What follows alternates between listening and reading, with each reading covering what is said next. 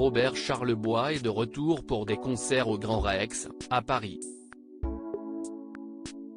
Le chanteur québécois s'est ainsi confié aux Parisiens sur son parcours et ses amitiés avec d'autres stars. Il a notamment été très proche de Coluche. Entre Robert Charlebois et la France, s'y est une grande histoire d'amour. À 78 ans, le célèbre chanteur québécois ne se lasse pas de prendre le micro pour son public français.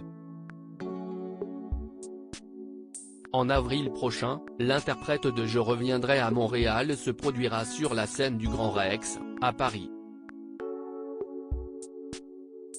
À cette occasion, il s'est confié dans les colonnes du Parisien où il a retracé son parcours au travers de son album de photos. Et au fil des années, l'artiste a noué de belles amitiés avec de très nombreuses célébrités telles qu'Alain Souchon, Serge Gainsbourg, Renaud, Miou Miou, Alain Delon, Valérie Lemercier ou encore Coluche. Avec ce dernier, il a notamment partagé des moments très privilégiés bien loin de la grisaille parisienne. Robert Charlebois possède une résidence secondaire en Guadeloupe où il passe chaque année ses hivers avec sa compagne. Il a ainsi révélé au quotidien qu'il avait bâti sa petite maison en bois dans les années 80 avec son voisin de l'époque qui n'était autre que le célèbre humoriste. Robert Charlebois évoque la face cachée de Coluche. Malheureusement, Robert Charlebois n'a pas connu Michel Collauchy, de son vrai nom, au meilleur de sa forme.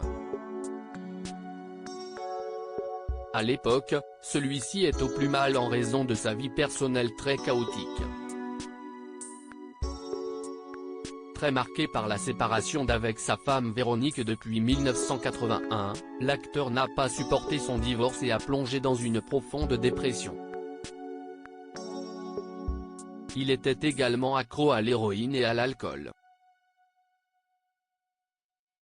Une détresse ressentie par son grand ami. C'était une période difficile pour lui. Il était drogué, divorcé, ses enfants lui manquaient, a confié le chanteur québécois. Ce dernier a également fait une troublante révélation sur son regretté camarade.